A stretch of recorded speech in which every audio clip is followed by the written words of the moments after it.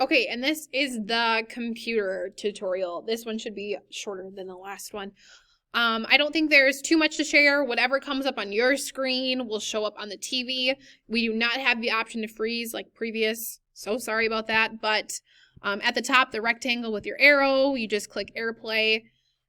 Everything gets really funny and smaller when that happens, but then you just stop it and then everything goes back. You can use the big screen when it's there.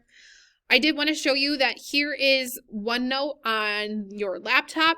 So we have intro like before, morning, and now let's say if I wanted to say fill up water bottle.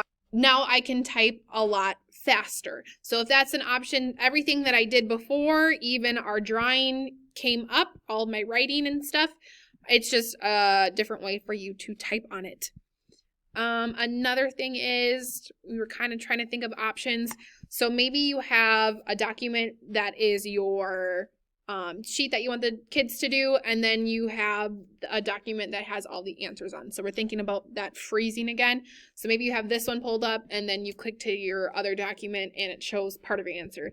Then you click back, have the students work on it for a second, and then you go back.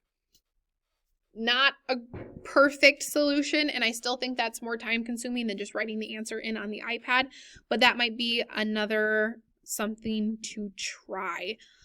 And besides that, I think that's all I have for the computer. If you think you have any more questions, please let me know. And yep, have a great day.